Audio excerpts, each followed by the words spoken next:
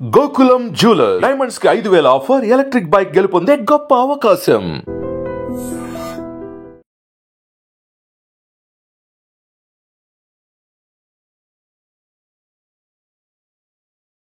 ఈ వారం మన గెస్ట్ ఐఎఫ్ఎస్లో ఆల్ ఇండియాలో 13th ర్యాంక్ సాధించిన అమ్మాయి.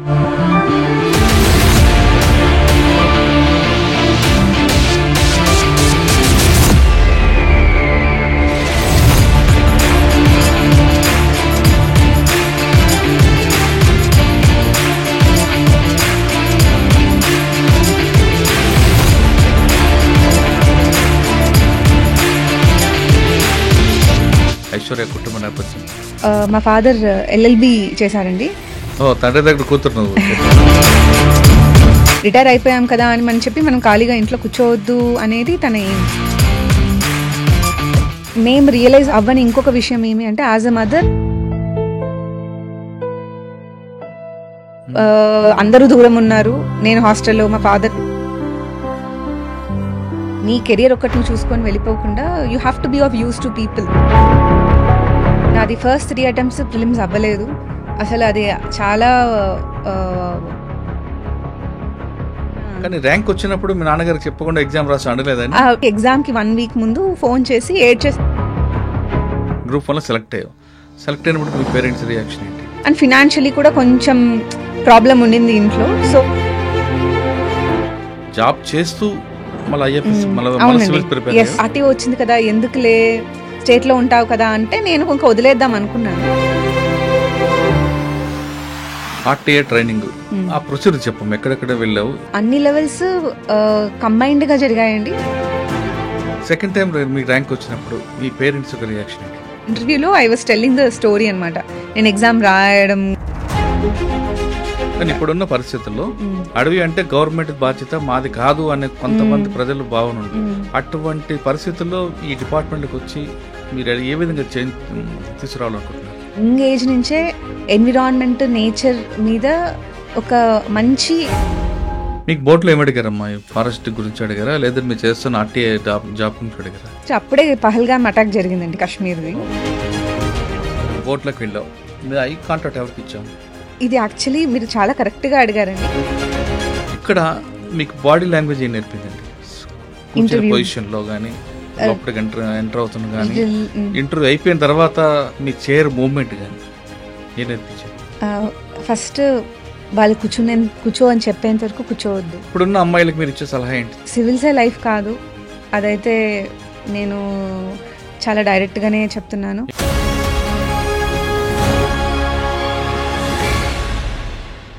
Welcome to I dream. ఈ వారం మన గెస్ట్ ఐఎఫ్ఎస్లో ఆల్ ఇండియాలో 13th ర్యాంక్ సాధించిన అమ్మాయి. ఆ అమ్మాయి గ్రామీణ ప్రాంతంలో పుట్టి చక్కగా చదువుకుంటూ ఆల్ ఇండియా లెవెల్లో 13th ర్యాంక్ సాధించారు. కేవలం ర్యాంక్ సాధించడానికి చదవడం కాకుండా ఉద్యోగం చేస్తూ ప్రస్తుతం ఆమె స్టేట్ గవర్నమెంట్లో ఆర్టీఏ జాబ్ చేస్తూ సెంట్రల్ గవర్నమెంట్ జాబ్లో సివిల్స్ రాస్తూ ఐఎఫ్ఎస్ సాధించారు. ఆమె ఐఎఫ్ఎస్ సాధించడం వెనక కష్టం ఎలాగుంది, ఆ జర్నీ ఎలా కొనసాగింది, కేవలం ఐఎఫ్ఎస్ సాధించాలి, సివిల్ సాధించాలని కాకుండా ప్లాన్ బి పెట్టుకొని ఏ విధంగా సాధించారు అనే విషయాలన్నీ ఆమె తెలుసుకుందాం. ఒక విధంగా చెప్పాలంటే ఇప్పుడున్న యువతకి ఆమె ఇన్స్పైర్ స్టోరీ. ఆమెని ఈ జర్నీ ఎలా సాగించారు, ప్లాన్ బి ఉంటే ఎలా జరిగింది, ప్లాన్ బి లేకపోతే అక్కడే కూర్చుంటే ఏ విధంగా ఆగిపోతుంది అనే విషయాల్ని అమ్మాయిని తెలుసుకుందాం. నమస్తే అమ్మా, కంగ్రాచులేషన్స్. ఆల్ ఇండియా లెవెల్లో 13th ర్యాంక్. పేరు ఐశ్వర్య, ప్రజెంట్ ఆర్టీఏ నంద్యాల, రాబోయే కాలంలో ఐఎఫ్ఎస్ ఏపీ క్యాడర్ పక్కా వస్తుంది అనుకుంటా. హోప్ఫుల్లీ అండి. స్టేట్లో నేనే ఫస్ట్ ఉన్నాను, పైన ఎవరు లేరు, సో హోప్ఫుల్లీ వస్తుంది. ఓకే, చెప్పమ్మా. ఇప్పుడు సాధారణంగా ప్రతి అమ్మాయి కూడా చదవాలి, సాధించాలి అనే ప్రతి అమ్మాయికి ఒక గోల్ ఉంటుంది. అందులో సివిల్స్ రాయాలని చాలామందికి ఉంటుంది కోరిక. సివిల్స్ రాస్తూ ఇంకా రాలేదు, 1-2 సార్లు రాసిన తర్వాత కొంతమంది అమ్మాయిలు ఇంకా రాదు, మన జీవితంలో సాధించలేమని బ్యాక్ వచ్చేవారు కొంతమంది ఉంటారు. మరి కొంతమంది సాధించాలి అని ఇదే వస్తుంది ఖచ్చితంగా అనుకుంటూ ప్లాన్ బి లేకుండా కొంతమంది అదే దాంట్లోనే స్టిక్ అయిపోయి ఉంటారు. ఒక 7 అటెంప్ట్లు అయిపోయిన తర్వాత వెనక్కి తిరిగి చూసుకుంటే ఏముండదు, ఇంకా తప్పని పరిస్థితిలో పెళ్లి చేసుకొని ఉండిపోతారు, కానీ అసంతృప్తిగా ఉండిపోతారు కొంతమంది. మరికొంతమంది మీలాగా ప్లాన్ బి పెట్టుకుంటూ ఒక ప్లాన్గా వెళ్తూ ఇది కాకపోతే ఇంకో ఆల్టర్నేటివ్ ఉంది, దీని కాకపోతే ఇంకోటి ఏమొస్తుంది, నిరుత్సాహపడిపోకుండా చదువుతూ తీసుకొచ్చిన వాళ్ళు మీలాగా ఉంటారు. అంటే మొత్తం 3 రకాలు. మీ రకం వాళ్ళందరికీ అర్థమైపోయి ఉంటుంది. కానీ 1, 2 చెప్పాను, ఏబి వాళ్ళకి మీరు ఇచ్చే మెసేజ్ ఏంటి? చాలామంది అమ్మాయిలు కూడా సివిల్ సాధించాలి అనుకుని ఆ గోల్ రీచ్ అవ్వాలనుకునే వాళ్ళకి మీరు ఇచ్చే టిప్స్ ఏంటి? ముఖ్యంగా ఇంట్లో కూర్చొని చదవడం కాకుండా గవర్నమెంట్ జాబ్ చేస్తూ మీరు ప్రిపేర్ అవ్వడం, ప్లస్ మీరేమైనా పైనుంచి కాదు ఒక గ్రామీణ ప్రాంతాలు పుట్టిన దీంట్లో వచ్చి ఇటువంటి బ్యాక్గ్రౌండ్ ఉన్న వాళ్ళందరూ ఇటువంటి మీలాగా రీచ్ అవ్వాలంటే మీరేం చేయాలి, వాళ్ళేం చేయాలి? ఈ విషయాలన్నీ సమాధానం చెప్పే ముందు ఐశ్వర్య కుటుంబ నేపథ్యం ఇంటివైపు రావాలని ఎందుకు అనుకున్నా? సివిల్ సర్వీసెస్ వైపు ఎందుకు రావాలనుకుంటున్నాను? ఫస్ట్ అమ్మా నాన్న గురించి చెప్పండి. మా ఫాదర్ ఎస్కే యూనివర్సిటీలో హిస్టరీ డిపార్ట్మెంట్లో ప్రొఫెసర్గా రిటైర్ అయ్యారండి. మా మదర్ స్పెషల్ క్లాస్ కాంట్రాక్టర్గా వర్క్ చేశారు. చాలా రియల్ ఎస్టేట్ ప్రాపర్టీస్ వాటిలో కూడా వర్క్ చేశారు కడప ఏరియాలోనే.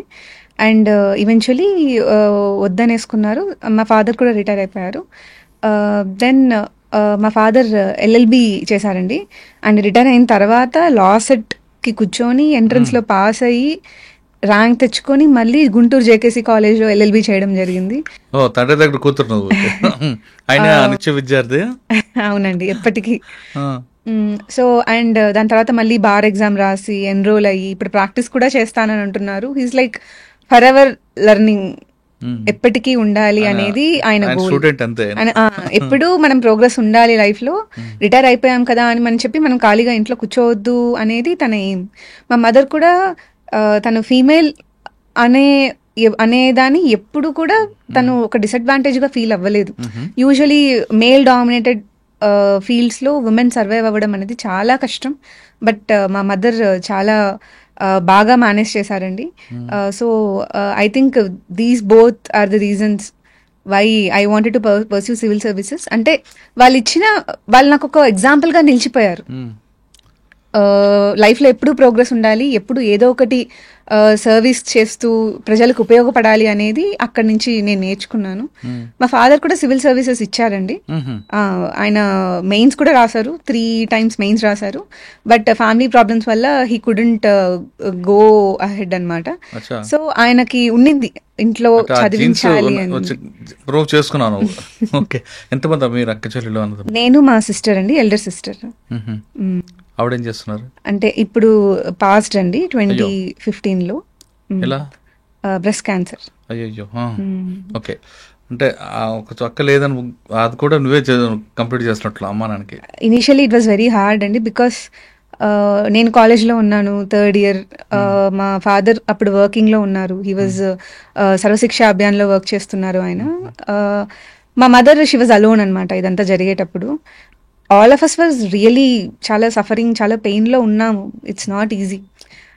బట్ మేము రియలైజ్ అవ్వని ఇంకొక విషయం ఏమి అంటే, as a mother her pain is like I don't know, like 1000 to at least 1 lakh times more.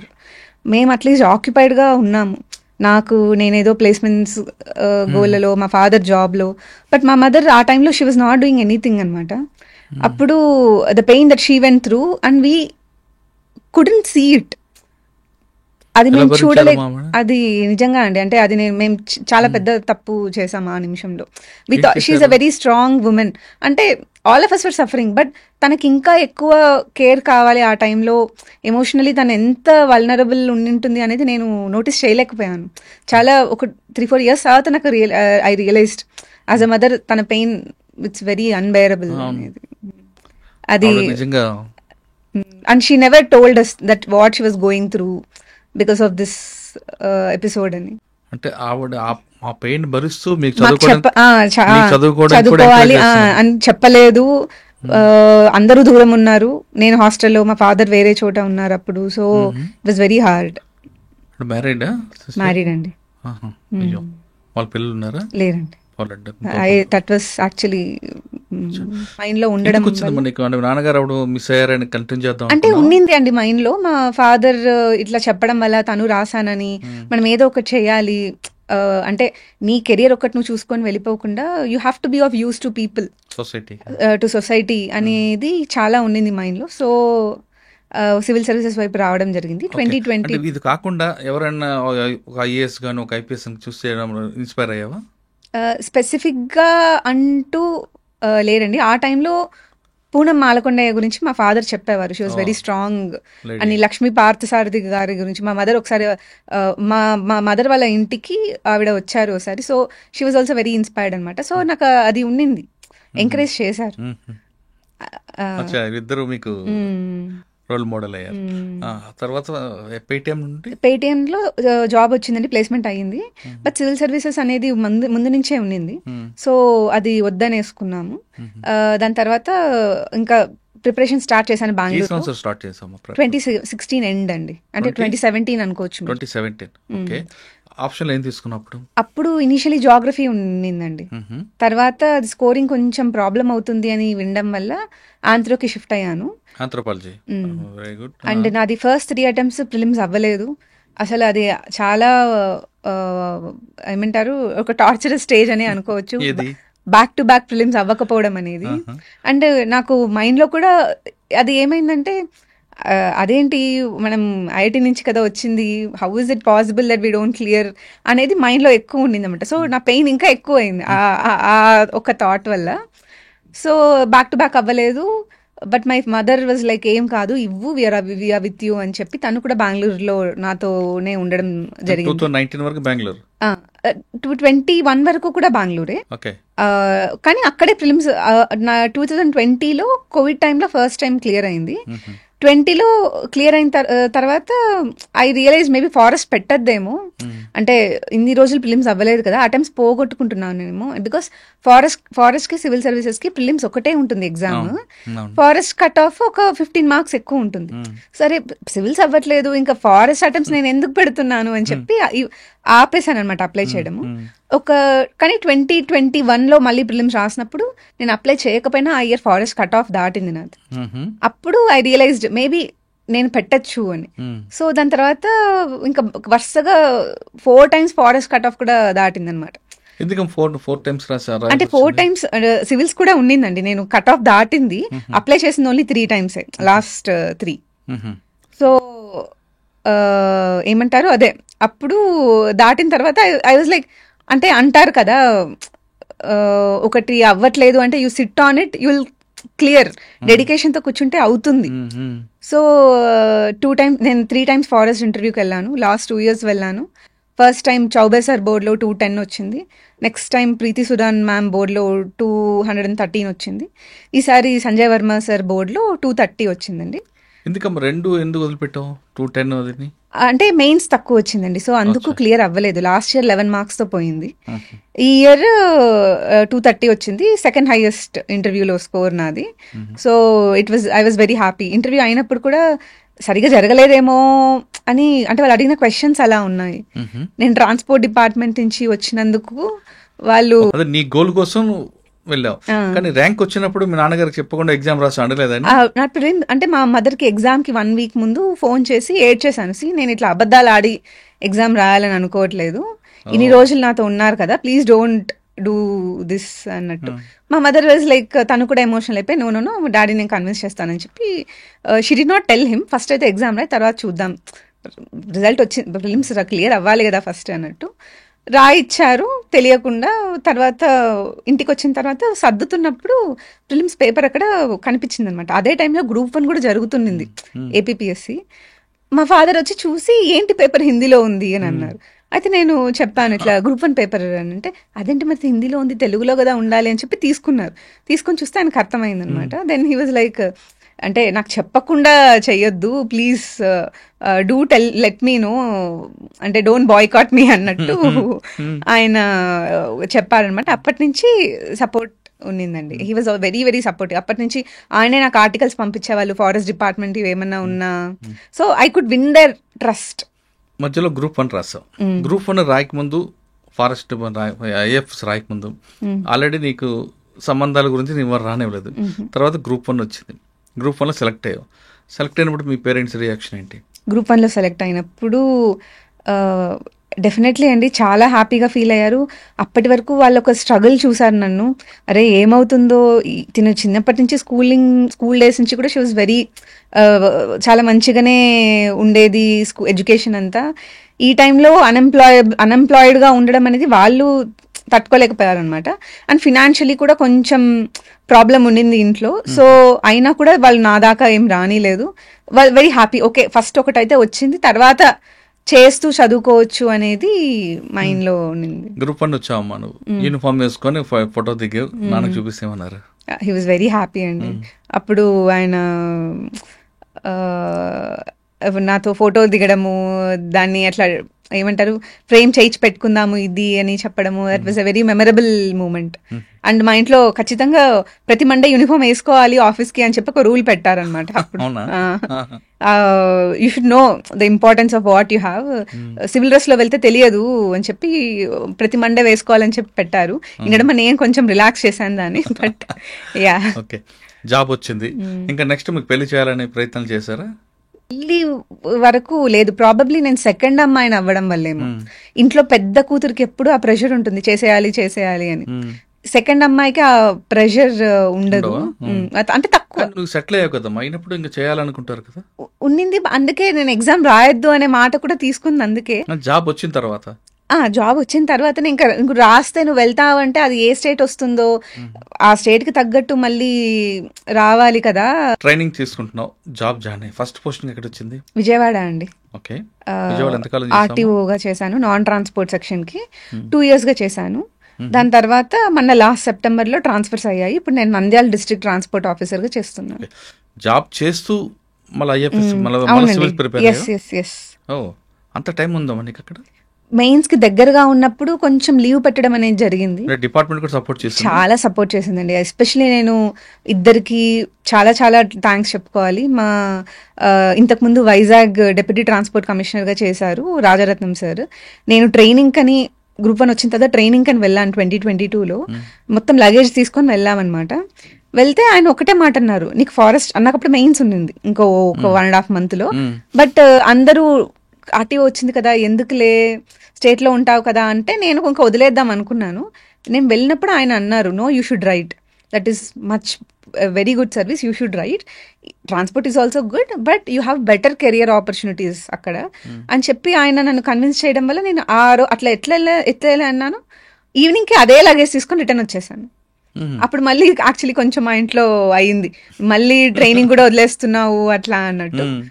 Return వచ్చేయడం జరిగింది. So sir was very supportive. దాని తర్వాత నేను విజయవాడలో పోస్టింగ్ కి జాయిన్ అయినప్పుడు కూడా మా Vijayawada deputy transport commissioner Purandar గారు ఉన్నారు. ఆయన కూడా నేను కొంచెం అర్లీగా ముందు వెళ్ళినా నన్ను ఏం అనేవాళ్ళు కాదనమాట. విజయవాడ ఫ్లడ్స్ అప్పుడు కూడా నన్ను ఏం పిలిచలేదు. He was also very supportive. మా ట్రాన్స్పోర్ట్ కమిషనర్ కూడా మనీష్ కుమార్ సిన్హా గారు, he was also very very supportive. Entire department was very supportive అండి. I'm very lucky in that matter. మిగతా డిపార్ట్మెంట్స్ అట్లా లేవంట. ట్రైనింగ్ ఎక్కడ తీసుకున్నారు మీరు? మొత్తం ఆల్ ఆంధ్ర తిప్పారండి. కడప, కర్నూలు, వైజాగ్, గుంటూరు, పూణేలో కూడా ఒక 48 days దాకా చేసాము. సో మొత్తం తిరిగాము. ఇప్పుడు ఆల్ ఇండియా ఎట్లా తిరుగుతారో ఫారెస్ట్ వాళ్ళు టూర్ లాగా ఇక్కడ మేము ఆల్ ఆంధ్ర తిరగడం జరిగింది. ఆర్టీఏ ట్రైనింగ్ ఆ ప్రొసీజర్ చెప్పము, ఎక్కడెక్కడ వెళ్ళావు, ఏం ట్రైనింగ్ తీసుకున్నావు? అంటే ఫస్ట్ కానిస్టేబుల్ గా, ఆర్టీఏగా, ఆర్టీఓగా ఏం తీసుకున్నారు తెలుసుకున్నాం? అన్ని లెవెల్స్ కంబైన్డ్ గా జరిగాయండి, ఇండివిజువల్ గా జరగలేదు. నేను వైజాగ్ వెళ్ళినప్పుడు మేజర్లీ నేను ఐటీ మీద ఫోకస్ చేశాను. ఇప్పుడు ట్రాన్స్పోర్ట్ డిపార్ట్మెంట్ అంతా ఆన్లైన్ అవ్వడం జరుగుతుంది. సో దాని మీద ట్రైన్ అయ్యాను.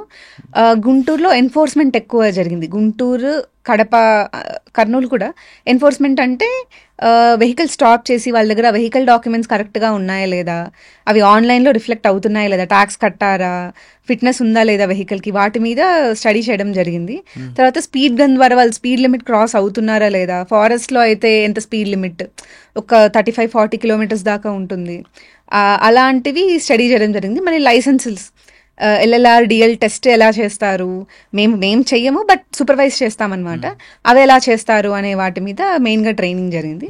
పూణేలో మిగతా స్టేట్స్లో ఎలా ఉంటుంది, ఫర్దర్ అడ్వాన్స్మెంట్స్ ఏం జరుగుతున్నాయి అనే దాని మీద ట్రైనింగ్ జరిగింది. తర్వాత ఫస్ట్ పోస్టింగ్ ఎక్కడ ఇచ్చారు మీకు? విజయవాడ. విజయవాడలో మేము ఏం నేర్చుకున్నాము అసలు? విజయవాడలో మెయిన్లీ పబ్లిక్ని స్టడీ చేశామండి. బేసికలీ ప్రిపరేషన్లో ఉన్నంతసేపు చాలా క్లోజ్డ్ గ్రూప్ ఉంటుంది. అంటే ఇమీడియట్ ఫ్రెండ్స్ ఉంటారు, రాసేవాళ్ళు ఉంటారు, ఎక్కువ కమ్యూనికేషన్ ఉండదు. అంటే మనం మాట్లాడే స్కిల్స్ అనేవి డెవలప్ చేసుకోం. నాకు ఆ పబ్లిక్ స్పీకింగ్ ఫియర్ అంతా పోయింది విజయవాడలో. చాలా క్రౌడ్ ఉంటుంది, వాళ్ళందరూ చాలా అవేర్నెస్తో ఉంటారు, ఎస్పెషలీ ఆ రీజన్లో. లిటరసీ రేట్ ఎక్కువ ఉండడం వల్లేమో వచ్చి క్వశ్చన్ చేస్తారు, విజయవాడ గుంటూరు బెల్ట్ అంతా. సో వచ్చి క్వశ్చన్ చేస్తారు, మీరు నాకు ఎందుకు ఇవ్వలేదు అంటే దిస్ ఇస్ మై రైట్ అన్నట్టు ఏమంటారు ప్రొటెస్ట్ చేసి చెప్తారనమాట. అంటే లిటరసీ వల్ల ఉన్న అడ్వాంటేజ్ అనేది people are aware of their rights. అది నాకు చాలా బాగా కనిపించింది అనమాట. I think people speaking skills దగ్గర. విజయవాడ గుంటూరు బెట్లో పనిచేశారు, అక్కడ ఆటో వాళ్ళకి కానీ క్యాబ్ వాళ్ళకి కానీ లైసెన్స్ ఉంటాయంటారా? మాక్సిమం ఉంటాయండి. యాక్చువల్లీ ఆ ఏరియా అంతా ఉంటాయి, because it's a very transport heavy area అది. ఆటోనగర్ అవన్నీ అక్కడ ఎక్కువ వర్క్ షాప్స్ అవన్నీ ఎక్కువ ఉంటాయి అనమాట. సో అందరికి లీగల్ గానే జరుగుతుంది, ఇల్లీగల్ గా ఏం జరగదు. కానీ లైట్ వెహికల్ తీసుకొని హెవీ వెహికల్స్ నడిపే వాళ్ళు కనిపిస్తుంటారు. అవి కొంచెం తక్కువ ఉంటారండి అవి చేసేవాళ్ళు. ఎందుకంటే ట్రాన్స్పోర్ట్ ఇప్పుడు ట్రక్ వెహికల్స్ ఓనర్సే రానియరు, ఎందుకంటే ఇన్సూరెన్స్ కవర్ అవ్వదు, కేసు చాలా సీరియస్ అవుతుంది ఇన్ కేసు ఏదైనా యాక్సిడెంట్ అయితే, హెవీ లైసెన్స్ లేకుండా కనుక వాళ్ళకి నడిపితే. సో ఓనర్సే ముందుకు రానియరు. కొన్ని ఇల్లీగల్ గా లైసెన్సెస్ ఇచ్చారంట 1990s లో అట్లా. బారింగ్ దట్ ఇప్పుడైతే మాత్రం అంత కరెక్ట్ గానే జరుగుతుంది. ఓకే, క్యాబ్ డ్రైవర్ ఉండాలనుకోండి, వాళ్ళకు నెంబర్ కావాలి. ఆ నెంబర్ లేని వాళ్ళు అంటే ప్రైవేట్ వెహికల్స్ డ్రైవింగ్ తీసుకొని లైసెన్స్ తీసుకొని క్యాబ్ లో కూడా నడిపే వాళ్ళు కనిపిస్తుంటారు. అంటే క్యాబ్ ఎవరైనా డ్రైవ్ చేయొచ్చు, కానీ దానికి ఒక సెపరేట్ లైసెన్స్ ఏం అవసరం లేదు. నెంబరింగ్ ఉండాలి కదా లైసెన్స్ కా? లైసెన్స్ కి ఏమి నెంబరింగ్ ఏమి ఉండదండి. కాదండి, ఇప్పుడు వాళ్ళు క్యాబ్ నడిపారు అనుకోండి, వాళ్ళు సెపరేట్ గా వాళ్ళ యూనియన్ నెంబర్ అది ఉంటది కదా, లేదా? ఇప్పుడు కార్ 4-wheeler వైట్ బోర్డ్ నడిపే వాళ్ళు క్యాబ్ ఎల్లో బోర్డ్ కూడా నడపచ్చు. ఓకే, ఆ ఎల్లో బోర్డ్ నడుపుతాడు, కానీ హెవీ వెహికల్ తీసుకొస్తారు వాళ్ళు. తీసుకోవద్దు, వాళ్ళు ట్రైన్ అయ్యి ఉండాలి. హెవీ వెహికల్ లైసెన్స్ కావాలంటే ఒక 45 days to 2 months ఒక హెవీ లైసెన్స్ డ్రైవింగ్ స్కూల్లో ట్రైన్ అయ్యి ఉండాలి. ఇప్పుడు క్యాబ్ డ్రైవర్ ఉన్నారు, ఆయన లైసెన్స్ కావాలంటే ఏం చేయాలి? ఇప్పుడున్న ప్రొసీజర్ అయితే అండి, ఫస్ట్ సారథి పరివాహన్ అనే వెబ్సైట్లో LLR బుక్ చేసుకోవాలి స్లాట్. LLR టెస్ట్ రాయాలి, ఏదో ఒక రోజు మీరు ఫిక్స్ చేసుకుంటారు. టెస్ట్ రాసిన తర్వాత 1 month, టెస్ట్ రాసిన 1 month నుంచి 6 months లోపు DL టెస్ట్ ఇవ్వడం అనేది జరుగుతుంది. ఆ టెస్ట్ పాస్ అయితే లైసెన్స్ వస్తుంది, లేకపోతే మళ్ళీ ఇంకోసారి టెస్ట్కి వెళ్ళే ప్రొవిజన్ ఉంటుంది. ఓకే, LLRలో కానీ లైసెన్స్లో వచ్చినప్పుడు మీ దగ్గర ప్రాక్టికల్ గ్రౌండ్లో చేయాల్సి, అక్కడ ఏమైనా మిస్యూజ్ చేయొచ్చా, మ్యానిపులేట్ చేయొచ్చా? ఒకప్పుడు జరిగేదండి, ఇప్పుడు సైంటిఫిక్ ట్రాక్స్ అయిపోయాయి, మొత్తం సెన్సర్స్ వస్తున్నాయి ఇప్పుడు. సో హ్యూమన్ ఇంటర్వెన్షన్ అనేది బాగా తగ్గిపోయింది. అంటే రివర్స్ తీసుకున్నప్పుడు గోడకు టచ్ కాకూడదు ఉంటాయి. అసలు అక్కడ గోడ కూడా అవసరం లేదు, సెన్సరే చెప్పేస్తుంది వీటిలో దాటేశాడు ఈ లైన్ అని చెప్పి, ఫెయిల్ అయిపోతారు. ఓకే, అక్కడ అది కూడా లేకుండా ఇప్పుడు మన ఏరోప్లేన్ చేసి సిమ్యులేటర్ సిస్టమ్ పెట్టచ్చు కదా అక్కడ. అంటే రోడ్డు మీద కాకుండా ఉత్త సిమ్యులేటర్, అంటే ఎంత సిమ్యులేటర్ లో డ్రైవ్ చేసినా రోడ్ కండిషన్స్ ని మిమిక్ చేయలేరు కదా అనేది. అంటే ఇప్పుడు రోడ్ టెక్స్చర్ కానీ ఒక భయం అనేది ఉంటుంది రోడ్డు మీద వచ్చినప్పుడు, ఆ భయం సిమ్యులేటర్ లో ఉండదు. సో నార్మల్ గా డ్రైవ్ చేసేస్తా, కానీ రోడ్ ఎక్కినప్పుడు మళ్ళీ సైకలాజికలీ ఒక వేరే మైండ్ సెట్ ఉంటుంది. సో ఐ థింక్ బయటనే బెటర్ అండి, సిమ్యులేటర్ వద్దనే. అది కాకుండా 2-wheeler బండి తీసుకున్నా, కార్ తీసుకున్నా, 2-wheeler కి 2-wheeler నడపాలి కానీ కార్ నడపకూడదు. ఓకే, కార్ 2-wheeler తీసుకుని కార్ నడిపితే ఫైన్ వస్తారా? ఫైన్ వేస్తారండి, ఫైన్ వేస్తారు. ఒక వెహికల్ ఎన్ని కిలోమీటర్ స్పీడ్లో వెళ్ళాలి, రోడ్డుకి కట్టింగ్ రోడ్డు ఏం నేర్పుతుంది అంటే డబుల్ లైన్ వచ్చినప్పుడు ఓవర్టేక్ చేయాలా, లేదా సింగిల్ లైన్ కట్స్ ఉన్నప్పుడు ఓవర్టేక్ చేయాలా? నన్ను అడిగితే ఓవర్టేక్ ఎప్పుడూ చేయకూడదు. స్పీడ్ లిమిట్ అనేది డిఫరెంట్ ప్లేసెస్లో డిఫరెంట్ ఉంటుందండి. హైవే అయితే వేరుంటుంది, ఫారెస్ట్ అయితే 35-40కి మించి పోకూడదు. ఇప్పుడు శ్రీశైలం అక్కడంతా లిమిట్ పెట్టేసి ఉంటారు, కానీ కొన్ని ప్రాంతాలు 60 కిలోమీటర్ స్పీడ్ మా ఓన్లీ అంటాడు, కానీ దాటిపోతుంటారండి. ఇప్పుడైతే మొత్తం స్పీడ్ గన్స్ వచ్చేస్తున్నాయి అనమాట. మీరు అది క్రాస్ అయితే అది ఆటోమేటిక్గా నెంబర్ అదంతకు అదే నెంబర్ చూసి కేసు రాసేస్తుంది. అట్లా అడ్వాన్స్ టెక్నాలజీస్ వచ్చాయి. కొంచెం ఫండింగ్ ఎక్కువ మంచిగా వస్తే అన్ని హైవేస్ మీద ఇంప్లిమెంట్ చేయొచ్చు. ఓకే, ఆర్టీఓలో ఉన్న నిబంధనలు చెప్పండి ఒకసారి. నిబంధనలే, రూల్స్ అండ్ రెగ్యులేషన్స్ ఏం చెప్తాయి? రోడ్డు మీదకి వచ్చినప్పుడు ఒక క్యాబ్ డ్రైవరు ఎన్ని కిలోమీటర్లు ఎన్ని గంటలు జర్నీ చేస్తే బ్రేక్ చేయాలి? ఇప్పుడు లాంగ్ డ్రైవింగ్ చేస్తాం, మీరు రెస్ట్ ఎట్లా తీసుకోవాలని అంటున్నారా? ఇంత అనేం లేదండి ఆ మనిషిని బట్టి. బట్ ఒక హెవీ మీల్ తీసుకొని అయితే డ్రైవ్ చేయదు, ఎస్పెషలీ నాన్ వెజ్ లాంటివి. మీరు ఒకవేళ అవి డ్రైవ్ చేసినా 1 hour ఆగి పడుకుంటే పడుకోండి, లేకపోతే నడిస్తే నడుస్తారా, ఇట్లా ఒక ప్రాపర్ రూల్స్ అండ్ రెగ్యులేషన్స్ అని ఏం లేవు. But regular road safety awareness programmes లో మేము చెప్తుంటాము, ఇప్పుడు కంటిన్యూస్ గా పెడల్ చేసే వాళ్ళకి నీ ఇష్యూ వచ్చేస్తుంది, అంతసేపు కార్లో కూర్చున్న వాళ్ళకి మజిల్ లాస్ అనేది ఎక్కువ ఉంటుందన్నమాట, ఎక్కువ డ్రైవ్ చేసే వాళ్ళకి అది తెలుస్తుంది, స్పాండిలైటిస్ అవన్నీ వస్తాయి. సో వాటి మీద అవేర్నెస్ ప్రోగ్రామ్స్ కండక్ట్ చేస్తాము, మెడికల్ క్యాంప్స్ కండక్ట్ చేస్తాము. But it depends on the physical fitness of the individual. Proper rules అనేవి అయితే ఇట్లా డిఫైన్ చేసి లేవు. ఓకే, రోడ్ సేఫ్టీ వీకెండ్ చేస్తుంటారు. ఆ రోడ్ సేఫ్టీ వీక్ లో ఏం నేర్పిస్తారు పబ్లిక్ మీరు? ఒకటండి, డిఫెన్సివ్ డ్రైవింగ్ మీద మేము అవేర్నెస్ క్రియేట్ చేస్తాము. అంటే అటాక్ చేయొద్దు, you always have to be cautious. వేరే వాడు వచ్చి నన్ను గుద్దుతాడేమో అనే భయంతోనే డ్రైవ్ చేయాలి. ఎస్పెషలీ మేము టార్గెట్ చేసేది స్కూల్స్ అండ్ కాలేజెస్. వాళ్ళకి స్కూల్స్ లో పిల్లలకి ఎలిజిబిలిటీ లేకపోయినా, 16 years ఇస్ ద ఎలిజిబిలిటీ, లేకపోయినా కూడా డ్రైవ్ చేస్తుంటారు. సో వాళ్ళని మేము ఎక్కువ టార్గెట్ చేస్తుంటాము. వీళ్ళు ర్యాష్ డ్రైవింగ్, రేసెస్ పెట్టుకుంటుంటారు, డ్రంక్ అండ్ డ్రైవింగ్ చేస్తుంటారు. సో వాళ్ళని ఎక్కువ టార్గెట్ చేస్తాము. అండ్ లారీ నడిపే వాళ్ళని, బికాస్ వాళ్ళు హెవీ వెహికల్స్ కదండి. హెవీ వెహికల్ నడిపినప్పుడు ఒక ఇది ఉంటుంది, నాది పెద్ద వెహికల్ కదా, నువ్వు పక్కకి నువ్వు వెళ్ళు, నేను పక్కకు జరగననే ఒక ఇది ఉంటుంది అనమాట. సో వాళ్ళకి మేము చెప్తుంటాం, ఏమంటారు, ఒక ఫ్యామిలీని నాశనం చేసినట్టు. ఇప్పుడు ఒక యాక్సిడెంట్ అయితే మాకు తెలిసిన రీసెర్చ్ ప్రకారం ఏమిటంటే 8 months లైవ్లీహుడ్ పోతుందంట వాళ్ళకి. సో ఇవన్నీ మేము చాలా చెప్తుంటాం, ఎగ్జాంపుల్స్ ఇస్తూ. కొత్త టెక్నాలజీస్ని మీరు ఇప్పుడు మొత్తం BS6 వెహికల్స్ వస్తున్నాయి, ఇప్పుడు ఎలక్ట్రిక్ వెహికల్స్ వస్తున్నాయి, వాటి మీద మీరు అవగాహన పెంచుకోండి. ఇంజిన్స్ ఆర్ లైక్ ఇప్పుడు తగ్గిపోతుంది. సో కొత్త వరల్డ్ లోకి మీరు ఎంటర్ అవ్వాలి, ఆర్టీసీ డ్రైవర్స్ కానీ మేము అదంతా చెప్తుంటాము. మీకు ఇక్కడ నంద్యాల అంటే తిరుపతి హైవే, అక్కడ కొన్ని ప్రాంతాలు ఎక్కువ యాక్సిడెంట్స్ అవ్వడానికి రీజన్ ఏంటండి? ఒకటండి, బ్లాక్ స్పాట్స్ ఒకటి, ఏమంటారు, షార్ప్ టర్నింగ్స్ ఉంటాయి. రోడ్ ఆడిట్ అనేది మనం రెగ్యులర్ గా కండక్ట్ చేయాలండి. అది R&B department, roads and buildings department, transport department, police department, 3 departments కలిసి రోడ్ ఆడిట్ చేయాలి. ఈ రోడ్ ఇది ఇక్కడ కరెక్టే ఉందా, ఈ యాంగిల్ కరెక్టేనా, రోడ్ డిజైన్ అది అనేది మనము రెగ్యులర్ గా మానిటర్ చేస్తుండాలన్నమాట. అది డిస్ట్రిక్ట్ లో ప్రతి 2 months 3 months కి అది జరుగుతూనే ఉంటుంది. District road safety committee meeting అనేది ఒకటి జరుగుతుంది కలెక్టర్ గారి ఆధ్వర్యంలో. అక్కడ ఇవి ప్రపోజల్స్ పెడుతుంటారు. ఎక్కువ నంద్యాల మీ బెల్ట్ లో యాక్సిడెంట్ జోన్ ఎక్కడ ఉందంటారు? చాగల్మర్రి దగ్గర అని అంటారండి, కొంచెం ఆలగడ్డ అక్కడ. ఎందుకు? అక్కడ అదేనండి, రోడ్ ఇష్యూసే మెయిన్లీ, డిజైన్ ప్రాబ్లం. కానీ నంద్యాల హైవే తీసుకోండి మీరు, తిరుపతి హైవే, అక్కడ కూడా కొన్ని ప్రాంతాల్లో రోడ్డు డౌన్ అవడం, అప్ అవడం అవుతుంటాయి. తర్వాత కల్వర్ట్లు కొంచెం ముందుకు వచ్చినట్లు, ఇవన్నీ కూడా ఐడెంటిఫై చేస్తుంటారా మీరు? రెగ్యులర్ గా చేస్తుంటారు. కొంచెం టైం పడుతుంది, ఏమంటే బికాస్ పీపుల్ పార్టిసిపేషన్ కూడా ఉండాలి.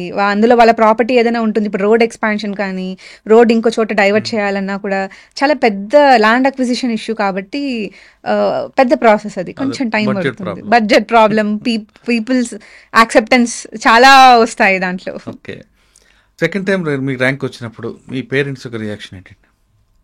వాళ్ళు ఫస్ట్ అడిగింది ఒకటే అండి, ఏపీ వస్తుందా?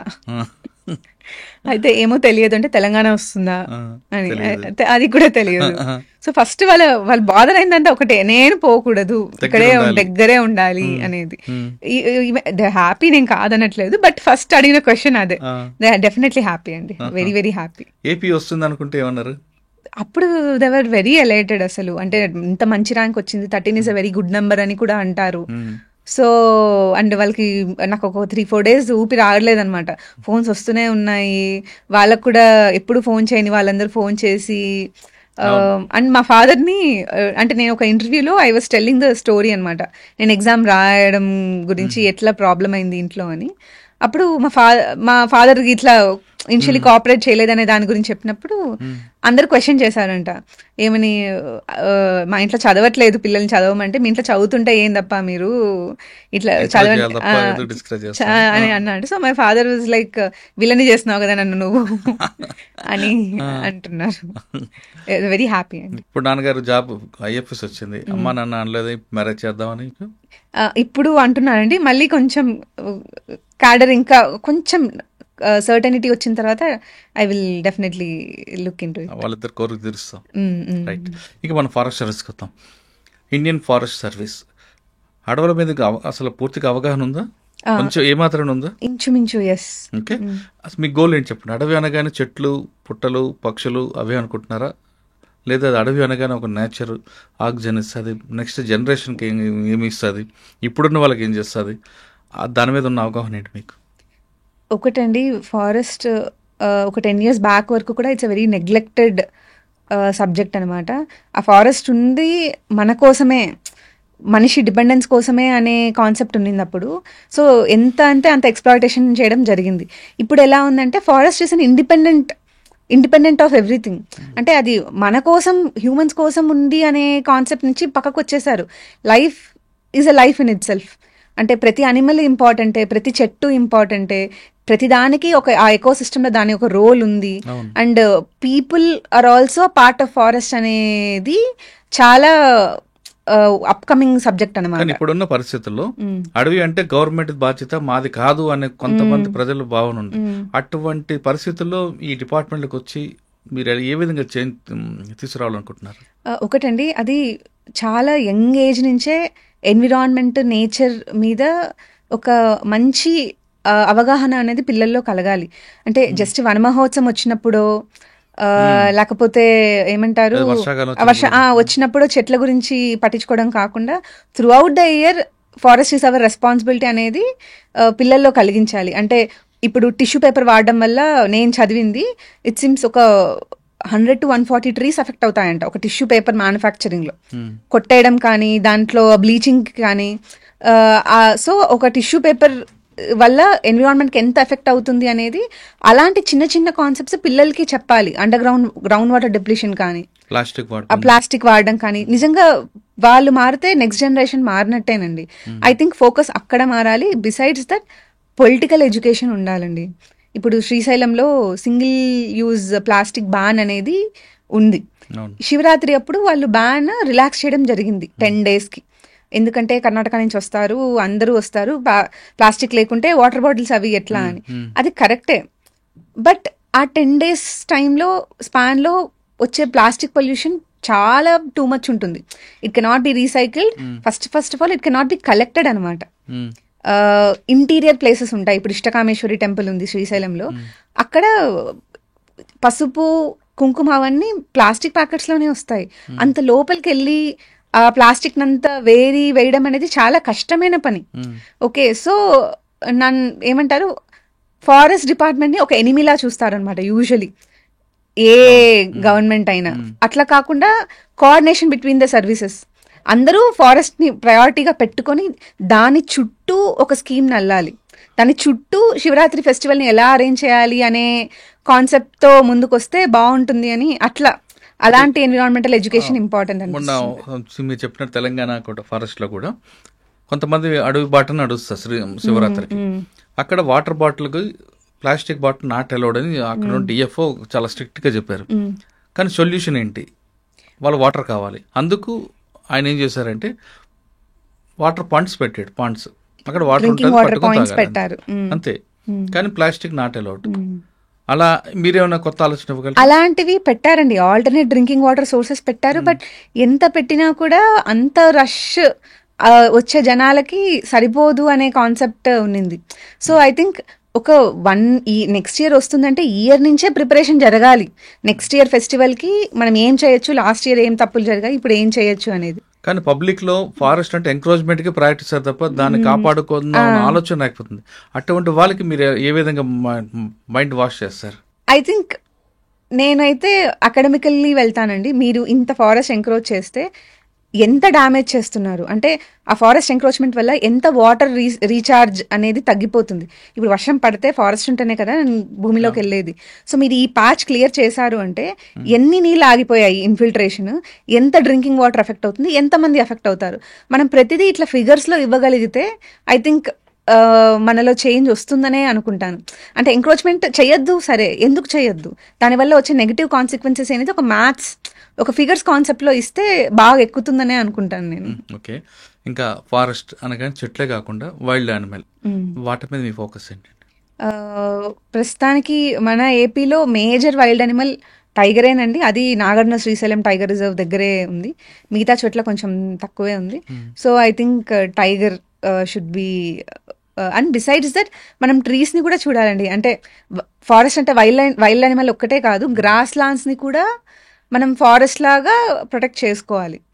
అంటే మనకి ఫారెస్ట్ అనగానే కేరళ మలయాళం మూవీస్లో వచ్చే మొత్తం ఆ గ్రీనే కనిపిస్తుంది, కానీ ఎడారి కూడా ఒక లాంటి ఫారెస్ట్ కేటగిరీ కిందకి వస్తుంది అనేది కూడా మనము మైండ్లో పెట్టుకోవాలన్నమాట. అప్పుడు ప్రతిదాన్ని కాపాడగలం. ఇంకా బర్డ్స్ మీద మీ ఒపీనియన్ అండి? బర్డ్స్ మీద మా ఒపీనియన్ నాకు పెద్ద అవగాహన. బర్డ్స్ ఇష్టమా వైల్డ్ యానిమల్ ఇష్టమా? ఐ థింక్ వైల్డ్ అనిమల్ అండి. బర్డ్స్ ఎగిరిపోతాయి కాబట్టి అనిమల్ పాపం పోదు కొంచెం. So I think animal. Wild animal లో ఏది బాగా ఇష్టం మీకు? ఎలిఫెంట్. ఎలిఫెంట్ ఎందుకో అదేమన్నదనా? లేదండి, బికాస్ ఇట్ ఈస్ ఆల్సో అది కూడా చాలా సోషల్లీ ఇంటెలిజెంట్. నేను ఒక టూ ఇంటెలిజెంట్. ఎస్, దానికి అది నడిచిన దాని పాత్ దానికి బాగా తెలుసు.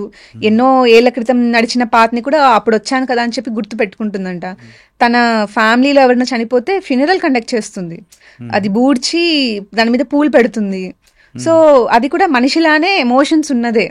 మనము దాన్ని టార్గెట్ చేసి ఏమంటారు క్రాకర్స్ పేల్చి, అక్కడ కొన్ని చోట్ల జరిగింది, ఫుడ్ లో క్రాకర్స్ పెట్టి పేల్చి చంపేశారు. అది బికాస్ అది ఫామ్ ల్యాండ్స్ మీదకి వచ్చింది అని. సో అట్లా కాకుండా అది మన ల్యాండ్స్ మీదకి వచ్చింది అంటే అది మనం దాన్ని హ్యాబిటాట్ ని ఎంక్రోచ్ చేసామనేది మనం గుర్తు పెట్టుకోవాలి, లేకపోతే అది ఎందుకు వస్తుంది. So I think elephants are my favourite animal. Elephant మీద ఎక్కువ మీరు రీసెర్చ్ చేస్తారా? నేను ఒక డాక్యుమెంటరీ కూడా చూసానండి, వేర్ అంటే దాని ఇల్లీగల్ ఐవరీ ట్రేడ్ జరుగుతుంది. హౌ ఏమంటారు చైనా ఆఫ్రికా నుంచి తీసుకెళ్లే ఐవరీని చైనాలో షో పీస్ గా అమ్ముతారు, ఆర్ట్ పీసెస్ గా. సో చైనాలో అది లీగల్ అవ్వడం వల్ల ఆఫ్రికాలో ఎలిఫెంట్స్ కి చాలా ప్రాబ్లం అయింది. ఇండియాలో ఎలిఫెంట్స్ కి టస్క్ ఎక్కువ ఉండదు. సో ఆఫ్రికన్ ఎలిఫెంట్స్ చాలా ఎక్స్టింక్షన్ స్టేజ్ లోకి వెళ్ళాయి. వాటి మీద సిరీస్ అట్లా చూడడం అట్లా చేశాం. మీకు బోట్లో ఏమి అడిగారమ్మా? ఫారెస్ట్ గురించి అడిగారా, లేదా మీరు చేస్తున్న ఆర్టీఐ జాబ్ గురించి అడిగారా? ఫస్ట్ క్వశ్చన్ ఒకటేనండి, which is the most corrupt department, is it transport are police అని అడిగారు. మీరేం చెప్పారు? నేను బోత్ అని చెప్పాను. ఎందుకండి సింగిల్ అవుట్ ఎందుకు చేయాలి ట్రాన్స్పోర్ట్ ఒకటినే? మీరు కరప్షన్ డిపార్ట్మెంట్ లో ట్యాగ్ తీసుకుంటే ఆర్టీ అనేది 6th or 7th ఉంటుంది, పోలీస్ అని 10th ఉంటుంది. First revenue, sub registrar. Actually different చెప్తాయండి. ఒక స్టాటిస్టిక్స్ లో అయితే టాప్ 10 లో ట్రాన్స్పోర్టే లేదు. టాప్ 10 లో లేదు, తర్వాత ఉంటుంది. అంటే మీరు అన్నది పోలీస్ అండ్ ఆర్టీఏ ఎక్కువ కరప్షన్ ఎందుకు అంటారంటే ఈ రెండు విజిబుల్ కరప్షన్. కరెక్ట్ అండి. మిగతా డిపార్ట్మెంట్ అన్ని కూడా అండర్ గ్రౌండ్ బయటికి రావు. ప్లస్ రెండు వైపులో కూడా అక్కడ విక్టిమ్ ఉండడు, ఇక్కడ ఒక విక్టిమ్ ఉంటాడు, ఒకడు బెనిఫిషియర్ ఉంటారు. కాబట్టి ఆర్టీఏ అండ్ పోలీస్ విజిబుల్ దీంట్లో ఎక్కువగా కనిపిస్తుంటాయి. మీరు అది చెప్పకుండా రెండు అని చెప్పారా? నేను రెండు అని చెప్పాను. ఏమన్నారు వాళ్ళు? నవ్వారు. అండ్ తర్వాత డాఫ్ మీదకి వెళ్ళారు. డాఫ్ రెజ్యూమే ఉంటుంది కదా, దాని మీద అడిగారు.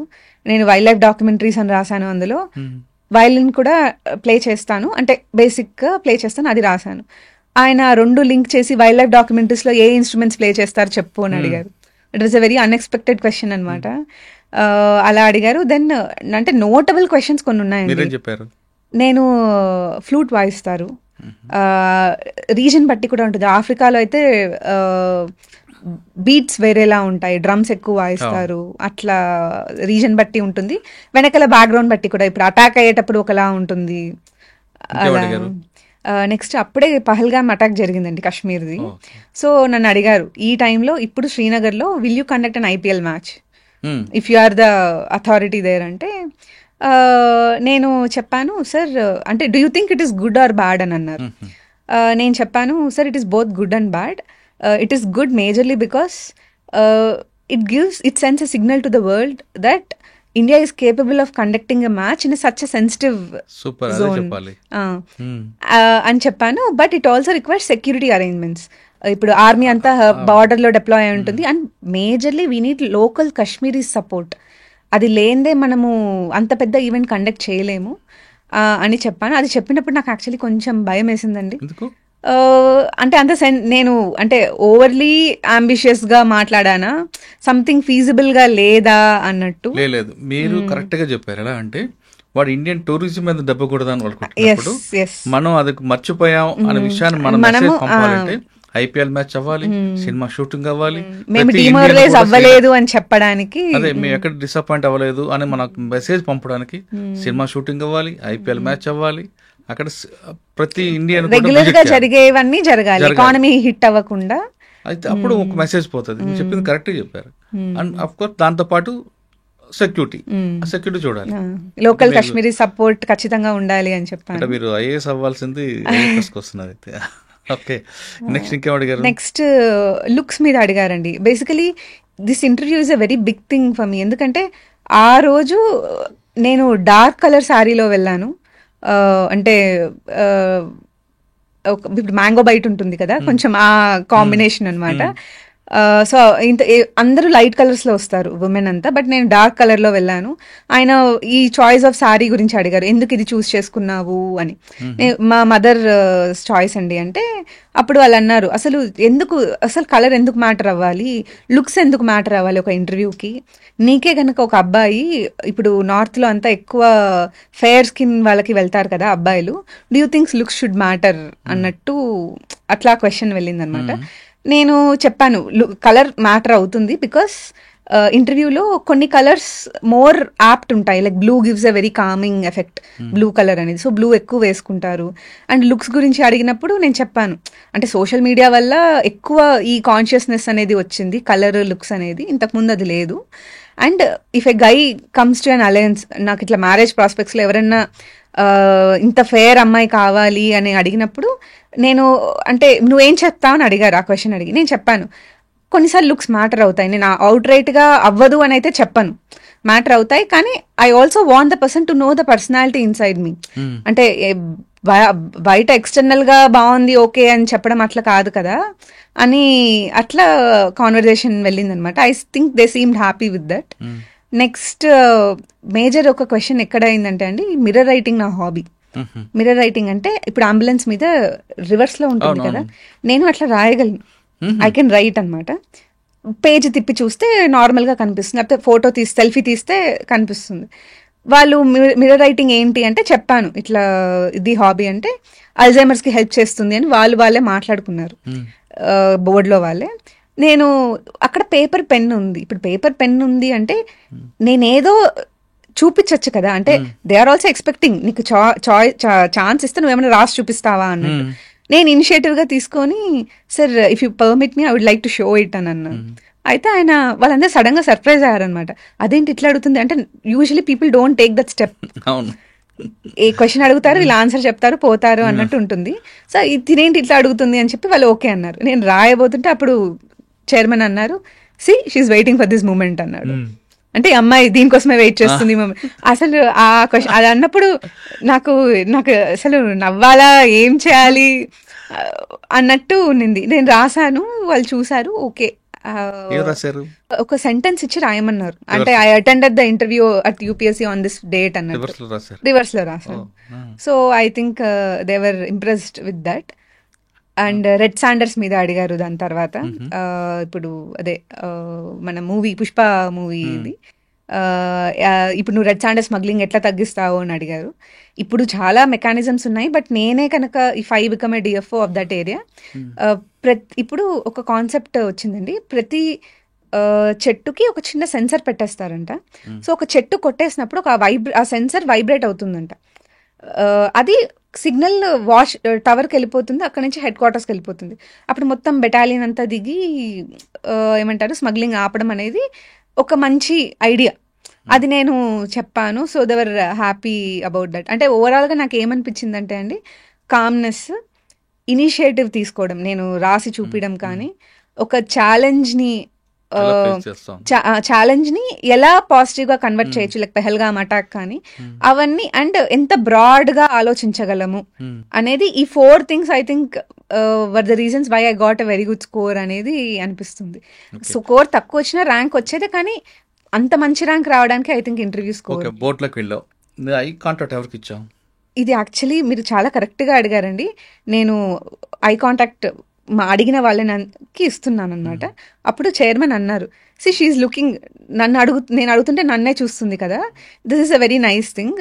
కానీ కొంతమంది ఉన్నారు, క్వశ్చన్ నేను అడిగితే పక్కన వాళ్ళని అందరినీ చూస్తున్నారు ఎందుకు అంటే, మనం మాక్ ఇంటర్వ్యూస్కి వెళ్ళినప్పుడు కొన్నిసార్లు చెప్తారన్నమాట, మారుస్తూ ఉంటారు, మార్చమని చెప్తారు వాళ్ళే. బట్ ఆ రోజు బోర్డులో నాతో అన్న మాట అన్నారు ఆయన, ఇది మీరు అట్లా చూడకూడదు, అడిగింది నేనైతే నన్ను చూడాలి కానీ అందరినీ చూస్తే ఇట్ లుక్స్ వెరీ వియర్డ్ అన్నట్టు అన్నారు. అంటే నేను ఆయనే చూస్తున్నాను. కొంతమంది ఏం చెప్తారంటే లెంగ్తీ ఆన్సర్ ఉన్నప్పుడు మన ఐకి మారుస్తుంటాం కదా, ఒకరినే చూస్తుంటే వాళ్ళకి ఇబ్బంది ఉంటుంది అంటారు. ప్రాబబ్లీ అండి, బట్ వాళ్ళు నాకు డైరెక్ట్ గానే చెప్పారు దట్ కొంతమంది ఇట్లా చేస్తారు, చెయ్యొద్దు అని. మంచి క్వశ్చన్ వచ్చింది. ఆయనే చెప్పేశారు అనమాట. సార్ యాక్చువల్ గా ఇంటర్వ్యూ అనేది మీ యాటిట్యూడ్ గురించి తప్పించి మీకున్న సబ్జెక్ట్ మీద, ఎందుకంటే ఆల్రెడీ మీరు మెయిన్స్ రాశారు, అంత ఫిల్టర్ అయిపోతుంది. ఇక్కడ మీకు బాడీ లాంగ్వేజ్ ఏం నేర్పిందండి? కూర్చున్న పొజిషన్ లో గానీ, లోపలికి ఎంటర్ అవుతున్న గానీ, ఇంటర్వ్యూ అయిపోయిన తర్వాత మీ చైర్ మూవ్మెంట్ గానీ ఏం నేర్పించింది? ఫస్ట్ వాళ్ళు కూర్చో అని చెప్పేంత వరకు కూర్చోవద్దు. కూర్చున్నా కూడా ఐ థింక్ మరీ రిలాక్స్డ్ గా కూడా కూర్చోవద్దు అనిపిస్తుందండి. బికాస్ కొంచెం ఇన్ఫార్మల్ అయిపోతుంది. కొంచెం పోస్చర్ స్ట్రైట్ గా పెట్టి అప్పుడు అటెంటివ్ గా ఉంటాం మనం ఆన్సర్ చేసేకి. కూర్చునే విధానంలో కూడా ఇట్లా కాళ్ళు క్రాస్ చేసి కూర్చోవద్దు, అండ్ అరగెంట్ గా కనిపించద్దు ఆన్సర్స్ చెప్పే విధంలో కూడా. అంటే ఓవర్లీ హ్యాండ్ జెస్చర్స్ చేయడం కానీ అలాంటివి చేయొద్దు. And always have a very pleasant smile on the face. I think these would do. అందులో మీకు మంచి మార్కులు వచ్చి ఉంటాయి. మీ ఇంటర్వ్యూ అయిపోయిన తర్వాత లేచిన తర్వాత ఆ చైర్ యాజ్ టీజ్ గా ఆ సేమ్ ప్లేస్ లో పెట్టి వచ్చారా, లేదంటే మీరు మామూలుగా వచ్చారా బ్యాక్? కొంచెం యాక్చువల్లీ కదిలిందండి చైర్. నేను ఇప్పుడు కొంచెం ఇట్లా పక్కకు అనేసి పొజిషన్ పెట్టే వచ్చాను. అది మీకు మంచి మార్కులు వచ్చాయి. ఓకే, బయటకు వచ్చారు, అంతా అయిపోయింది, జాయిన్ అయిపోయారు. ఇప్పుడు మీకు పెద్ద ఇప్పుడు ఇంకో టాస్క్ ఏంటి బయటికి వచ్చిన తర్వాత? క్వశ్చన్స్ ఏమి అడిగారు ఏమి అనేది నేనే లాస్ట్ అండి ఆ రోజు. 4:30 ఇంటర్వ్యూ, ఈవినింగ్ 4:30 నుంచి 5 వరకు జరిగింది, 35 minutes జరిగింది. సో మా మదర్ వెయిట్ చేస్తున్నారు బయట. అంటే చాలా మిక్స్డ్ గా జరిగిందండి. అంటే నన్ను ఎక్కువ గ్రిల్ చేశారు అనిపించింది ఇంటర్వ్యూలో. నన్ను ఒక క్వశ్చన్ అడిగారు కదా, లాస్ట్ పర్సన్ నువ్వే కదా ఇంటర్వ్యూలో, హౌ డస్ ఇట్ చేంజ్ అంటే మిగతా వాళ్ళతో కంపేర్ చేస్తే నీకు ఎలా ఉంటుంది అనుకుంటున్నావు అంటే, నేను చెప్పాను ఐ థింక్ నాకు ఇంకా మంచి క్వశ్చన్స్ అడుగుతారు అనిపిస్తుంది అని. ఓకే, అంటే ఆయన అన్నారు పాజిటివ్ గా ఉండొచ్చు కానీ మరి ఇంత పాజిటివ్ గా ఉంటే ఎలా అన్నట్టు. అక్కడితో ఎండ్ అయింది. ఇంకేముందా మీ గోల్? ఇంకా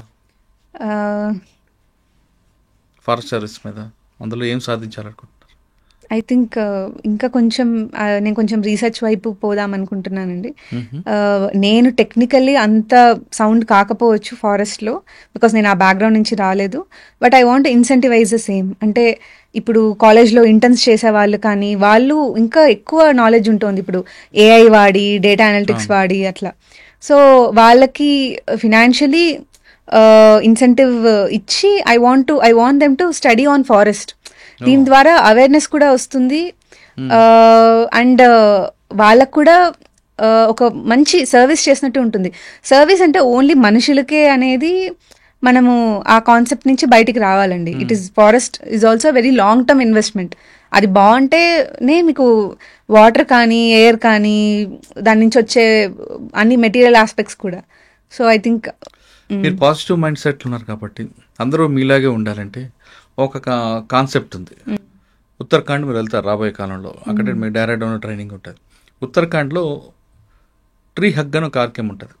అంటే మనలో ఎనర్జీని తీసుకురావడానికి, పాజిటివ్ నెగిటివ్ అంతా పోవడానికి అక్కడ ఉత్తరాఖండ్లో చెట్టుని హగ్ చేసుకుంటారు. బహుగుణ గారు పెట్టిన కాన్సెప్ట్, జర్మనీ అనుకుంటాం. ఆ కాన్సెప్ట్ని ఇక్కడ ఏపీలో కూడా అడాప్ట్ చేస్తారా మీరు? ఐడియా ఉంది? చిప్కో మూవ్మెంట్ అని అంటారు. ఇట్లా హగ్ చేసుకొని కట్ చేయొద్దు ట్రీస్ ని, ట్రీ ఫెల్లింగ్ చేయడం కాదు, మనలో మన ఆ వైబ్రేషన్ మనం తీసుకొని మన నెగటివ్ పాయింట్ బయటికి పంపించండి. డెఫినెట్లీ అండి, దట్ వర్క్స్. అది పర్సనల్ కనెక్ట్ ఆలోచిస్తున్నారు కాబట్టి చెప్తున్నా. పర్సనల్ కనెక్ట్ అనేది తెప్పియచ్చు. ఐ థింక్ ప్రతి మనిషికి ఒక చెట్టు నేర్పుతుందండి. మొక్క మనకి మన జీవితాన్ని నేర్పుతుంది. మొక్కను చూసే నేర్చుకోమంటారు. అందుకే మీరు అదే కాన్సెప్ట్ వెళ్తారా? డెఫినెట్లీ అండి. ఎస్. అండ్ ఇప్పుడు ఊర్లో ఉంటే తప్ప చెట్టు అనేది అసలు తెలియట్లేదండి. ఉన్న చెట్లు కూడా అన్ని ఆర్టిఫిషియల్ ఉంటున్నాయి, అంటే నేటివ్ స్పీషీస్ ఉండట్లేదు. ఇప్పుడు హైదరాబాదే చూస్తే కొనకార్పస్ ఎక్కువ ఉంటుంది, అది ఏమి నేటివ్ స్పీషీ ఏమి. కానీ దానివల్ల ఉన్న బెనిఫిట్ ఒకటి ఉంది. మీ కోనోకార్పస్ కావచ్చు, లేదా న్యాచురల్గా మీ సీతాఫలాలు మనం తీసుకోండి. కోనోకార్పస్లో ప్లస్ ఒకటి ఉంది, మైనస్ ఉంది. మైనస్ ఏంటంటే దాని మీద ఒక చెట్టు, ఒక పిట్ట కానీ ఏవి రాలవు, వాలవు, ఒక కాయ ఉండదు, పండు ఉండదు, కాబట్టి వాలవు. దానివల్ల ఏం బెనిఫిట్ అని కొంతమంది అంటారు. లేదు న్యాచురల్గా సీతాఫలాలు లేదా రాగి చెట్టు అనుకుంటే ఆ పువ్వులు కాయలు ఉంటాయి, పక్షులు వాళ్తాయి, దాంతో ఎకో సిస్టమ్ వస్తుంది. కానీ తొందరగా పెరిగేది కోనోకార్పస్. దీంట్లో ఆ ట్రంక్లో ఆక్సిజన్ లెవెల్స్ ఎక్కువ ఉంటాయి కాబట్టి కోనోకార్పస్ ప్రమోట్ చేస్తున్నామని గవర్నమెంట్ అంటారు. కానీ యాక్చువల్గా అది దుబాయ్ ఆ కంట్రీకి సంబంధించిన, అందుకని ఆ ఎడారిలో పెరిగే చెట్టు అది. ఇక్కడ మీరు చెప్తున్న కర్నూలు కానీ లేదంటే ఆంధ్రప్రదేశ్ కానీ ఈ చెట్టు ఉంటుంది. మరి మీరు న్యాచురల్గా దానికి ఇస్తారా, దీనికి వాల్యూ ఇస్తారా? న్యాచురల్ అనే చెప్తానండి. అంటే ఇప్పుడు చాలా లేట్ అవుతుంది కదా. But it's long term sustainable forest కదండి. మనం వెంటనే ఏమంటారు, షార్ట్ టర్మ్ లో అది పెరిగిపోవాలి, మెయింటెనెన్స్ తక్కువ. ఇప్పుడు టౌన్షిప్స్ లో, అపార్ట్మెంట్స్ లో అది చాలా ఈజీగా మెయింటైన్ చేయగలం. అట్లా అని చెప్పి పెట్టేస్తే వాటర్ డిప్లిషన్ కూడా ఎక్కువ అవుతుంది, అది వాటర్ కూడా చాలా ఎక్కువ తీసుకుంటుంది. అండ్ ఎవరికి యూస్ కూడా లేదు. వేరే న్యాచురల్ లైఫ్ అన్ని ట్రీస్ ఇస్తున్నాయి కదా, ఎక్కువ ఉంటుందేమో, but it's okay. Long term లో it will be fine. And అంటే నేను అనుకోవడం, అది ఐఎమ్ నాట్ షూర్. డిపార్ట్మెంట్కి వెళ్ళిన తర్వాత ప్రాబబ్లీ. ఫైనల్కి వద్దాం. ఇప్పుడున్న అమ్మాయిలకు మీరు ఇచ్చే సలహా ఏంటి? చాలా మంది అమ్మాయిలు ఒక గోల్ అనుకుంటారు, ఇంటర్మీడియట్కి వచ్చిన తర్వాత ఖచ్చితంగా నేను డాక్టర్ అవ్వాలి, సివిల్స్ అవుతాం, కలెక్టర్ అవుతాం, అన్ని కలలుగా అంటారు. ఒక స్టేజ్కి వచ్చిన తర్వాత ఫస్ట్ టైం ఫెయిల్ అయితే, సెకండ్ టైం ఫెయిల్ అయితే గొద్దు అని వాళ్ళు కనిపిస్తుంటారు. లేదు కొంతమంది కుటుంబానికి మేము భారం అయిపోయి చేయలేకపోయామని కొంతమంది సూసైడ్ చేసుకుంటారు. మరికొంత అమ్మాయిలు ఇంటర్మీడియట్ నుంచే లవ్ ఈ యాంగిల్ ఎత్తుంటారు. ఈ 3 కేటగిరీలు ఉన్న అమ్మాయిలకి మీరు ఇచ్చే మెసేజ్ ఏంటి? ఒకటండి, సివిల్సే లైఫ్ కాదు, అదైతే నేను చాలా డైరెక్ట్గానే చెప్తున్నాను. సివిల్సే లైఫ్ కాదు. ఓకే, ప్రిపేర్ అవ్వండి, బాగా రాయండి. ఒక 2-3 అటెంప్ట్స్, అంటే నేను అమ్మాయిలకనే చెప్పట్లేదు, అందరికీ చెప్తున్నాను. ఒక 2-3 అటెంప్ట్స్ తర్వాత ఐ థింక్ యూపీఎస్సీ ఒక బ్రేక్ ఇవ్వాలి. ఇప్పుడు స్టాక్లో ఇది సర్క్యూట్ బ్రేకర్ అని ఉంటుంది, అంటే ఇంతకు మించి ఎక్కువ ప్రైస్ పెరిగిపోతుందంటే ఆటోమేటిక్గా మార్కెట్ ఆఫ్ అయిపోతుంది అనమాట. అట్లా యూపీఎస్సీ కూడా 3 years తర్వాత ఒక కూలింగ్ డౌన్ పీరియడ్ ఇవ్వాలి. అప్పుడు ఆ 1 yearలో ఆ 1 year అటెంప్ట్ చేయనీయకూడదు. ఆ 1 yearలో వాళ్ళు ఆలోచిస్తారు, అసలు నేను ఇంకో అటెంప్ట్ ఇవ్వచ్చా, అంటే అటెంప్ట్ బై డిఫాల్ట్ అవ్వద్దు. అంటే అటెంప్ట్స్ ఇస్తున్నాను కాబట్టి ఫ్లోలో ఇచ్చుకుంటూ వెళ్ళిపోవడం అనేది జరగద్దు. ఆగి ఈ ఎగ్జామ్కి నేను కరెక్టేనా, నాకు ఈ ఎగ్జామ్ కరెక్టేనా, మేబీ నా స్కిల్స్ వేరే చోట ఎక్కువ యూజ్ అవుతాయేమో, నేను వేరే బ్యాకప్ ఫస్ట్ పెట్టుకొని తర్వాత కంటిన్యూ అవ్వాలేమో అనేది మైండ్లో పెట్టుకోవాలండి. ఇప్పుడు నేనే ఉన్నాను, నాకు ఆర్టీఓ వచ్చింది 2022లో, అందుకు ప్రెషర్ తగ్గింది, అందుకు ఆ కాన్ఫిడెన్స్తో నేను మళ్ళీ ఫారెస్ట్ రాయడం అనేది జరిగింది. కానీ నాకే కనుక ఆర్టీఓ రాకుండా ఇన్నేళ్ళు నేను ఇలానే ఉండిపోయింటే, అటు ప్రైవేట్ సెక్టర్లో కూడా నా స్కిల్స్ ఇప్పుడు అవుట్డేటెడ్ మొత్తం. I have to upgrade myself, అంటే మళ్ళీ కాలేజ్ 20-21 year oldగా ఐ హ్యావ్ టు స్టార్ట్. వాళ్ళు నేర్చుకున్నది అప్డేట్ చేసుకొని అంత దూరం వరకు తెచ్చుకోవద్దు. సో 3rd అటెంప్ట్కి you should start thinking. Prelims అవ్వట్లేదు అంటే, 3 attempts అయినా అవ్వట్లేదు అంటే ప్లీజ్ సీరియస్లీ స్టార్ట్ థింకింగ్. ఏమవుతుందంటే అటెంప్ట్ అవ్వని ప్రతిసారి మనము ఇంతకుముందు I want to become IAS నుంచి I need to clear this exam అన్నట్టు ఉంటుంది. అంటే నీడ్కి వాంట్కి మధ్య గ్యాప్ వస్తుంది. అది ఇంతకుముందు నా ఆశ, అది ఇప్పుడు నాకు అవసరం. ఆ సర్వైవల్ స్టేట్లోకి వెళ్ళకూడదు. ఇది వస్తే కానీ నేను సర్వైవ్ అవ్వలేను అనే స్టేట్లో చాలా మంది ఉంటారండి అశోక్ నగర్లో. అంటే నేను ఫేస్ చేశాను అది పర్సనల్గా. ఇప్పుడు నా ఫ్రెండ్స్ సఫర్ అవుతున్నారు, బయటికి వస్తే జాబ్ ఆపర్చునిటీస్ ఏముంటాయో తెలియదు. ఇది తెలిసిన ప్లేస్, మేబీ ఇంకోసారి రాస్తే వస్తుందేమో అనే ఒక హోప్లో ఇచ్చుకుంటూ అట్లనే ఏజ్ అయిపోతూ అశోక్ నగర్లోనే లైఫ్ అక్కడ సగం అయిపోతుంది. I think people should really rethink. సివిల్సే లైఫ్ కాదు అనేది అయితే వాళ్ళు మైండ్లో పెట్టుకోవాలి. నన్ను ఇన్స్పిరేషన్గా తీసుకోకపోయినా పర్లేదు, కానీ అంటే ఏమంటారు, my journey can be inspiring, but please take it with pinch of salt. నేను ఇన్నేళ్ళు చదివాను కాబట్టి ఇన్నేళ్ళు చదివితే అక్కకు వచ్చింది, సో నేను రాస్తే వస్తుంది అనే కాన్సెప్ట్లో అయితే ఉండద్దు. ప్లీజ్ మధ్యలో వద్దనుకుంటే యూ కెన్ లీవ్. అంటే సివిల్సే లైఫ్ కాకుండా మధ్యలో ప్లాన్ బి పెట్టుకోమంటారా? ఖచ్చితంగా పెట్టుకోవాలండి. అది వాళ్ళు ఇచ్చే పోస్టుల ప్రకారమే కొంతమంది అవుతారు. ఇక్కడ 20 లక్షల మంది రాస్తే కొంతమంది అవుతారు, మిగతా వాళ్ళు ఎందరూ they bound to get eliminated. అట్లాంటప్పుడు దీన్నే నమ్ముకొని ఇప్పుడు స్టేట్ సర్వీసెస్ నమ్ముకోలేము. కేసుల మీద కేసులు పడతాయి, పోస్ట్ పోన్ల మీద పోస్ట్ పోన్ అవుతాయి. ఎంత అని చెప్పి ఇంట్లో వాళ్ళన్నా మనల్ని సపోర్ట్ చేయగలరు? ఓకే, ఇంక సెకండ్ అడిగా మీకు వద్దు జీవితాన్ని సూసైడ్ చేసుకునే వాళ్ళకని మీరేం చెప్తారా? ఇంకా అసలు అంత దూరం ఆలోచించినప్పుడు అసలు సివిల్ సర్వీసెస్ కరెక్టే కాదండి. అందులో ఉన్న ప్రెషర్ అసలు వేరు. ఇప్పుడు జనాలు కానీ ప్రొటెస్ట్లు కానీ అవన్నీ హ్యాండిల్ చేయగలంటే మెంటల్లీ చాలా స్ట్రాంగ్ ఉండాలి. ప్రిపరేషన్ లెవెల్లోనే మనము డీలా పడుతున్నాము అన్నప్పుడు maybe this is not your cup of tea. Accept చేసి దీన్ని ఫెయిల్యూర్లా తీసుకోకూడదు. ఇది నాది కాదంతే, నేను వేరే చోట ఇంకా బాగా సక్సీడ్ అవుతానేమో అంటారు కదా. నేను ఒక చోట చదివాను, ఇప్పుడు I don't no if this is true, Microsoft CEO గారు సత్య నాదెల్ల గారు, ఆయన కూడా సివిల్స్ రాశారంట. 2-3 times ఏదో రాశారు, ప్రిలిమ్స్ అవ్వలేదు, వెళ్ళిపోయారు. ఇప్పుడు ఆయన CEO అయ్యారు కదా. ఇది కాకుంటే నా లైఫ్ లేదు అనుకోవడం కల్లా. ఓకే, మూడో పాయింట్, అసలు ఇంటర్మీడియట్ నుంచే 10th క్లాస్ నుంచే లవ్వులు, ఇదే జీవితం, సినిమా ప్రపంచం చూస్తూ ఆ కలర్ రంగుల ప్రపంచం చూసుకుంటూ బతుకుతుంటారు. అటువంటి వాళ్ళకి మీరేం మెసేజ్ ఇస్తారండి? అంటే ఒకటండి, అదొక స్కూల్స్ డేస్ నుంచే మీరు ఉన్నారు, కొంతమంది ఉన్నారు, స్కూల్ డేస్ నుంచి వాళ్ళకి ఒక గోల్ ఉంటుంది, మనం ఖచ్చితంగా అవ్వాలి అనుకున్నప్పుడు ఇంటర్మీడియట్ డిగ్రీ నుంచి వస్తారు. అంటే ఇంటర్మీడియట్ లైఫ్ అనేది మెచ్యూర్ కాని లైఫ్ కాబట్టి రకరకాలు వెళ్తుంటుంది. 10th క్లాస్ 7th క్లాస్ అని లవ్వులు పువ్వులు అనుకుని వెళ్తున్న వాళ్ళకి, ఇంటర్మీడియట్ వచ్చాక ఇదే జీవితం పెళ్ళి అయిపోయింది అనుకున్న వాళ్ళకి, ఆ విధంగా ప్రవర్తిస్తున్న అమ్మాయిలకు కానీ అబ్బాయిలకు కానీ మీరు ఇచ్చే మెసేజ్ ఏంటి? ఒకటండి, అసలు అవి పర్మనెంటే కావు.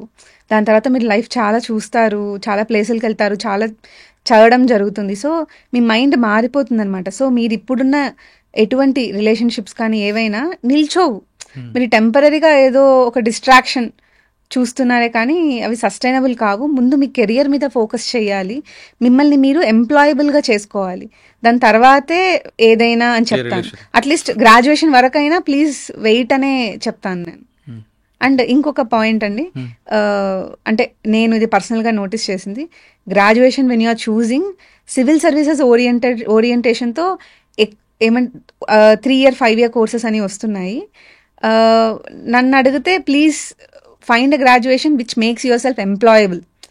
సివిల్ సర్వీసెస్ కాకుంటే నేను ఇంకో చోట గడవగలను అనేది మైండ్లో పెట్టుకొని మీ గ్రాడ్యుయేషన్ సబ్జెక్ట్ ఎంచుకోవాలి. కానీ సివిల్ సర్వీసెసే మెయిన్గా పెట్టుకొని నా గ్రాడ్యుయేషన్ కూడా నేను అలానే చూస్ చేసుకుంటాను అనడం it's not a good thing. అంటే ఇప్పుడు నేను చూస్తున్న ట్రెండ్ అది 3 year 5 year courses, especially rural ఏరియాస్లో టార్గెట్ ఎక్కువ జరుగుతుంది. వాళ్ళకి తెలియదు, యూట్యూబ్లో ఏం చెప్తే అదే కరెక్ట్ అనేసుకుంటారు.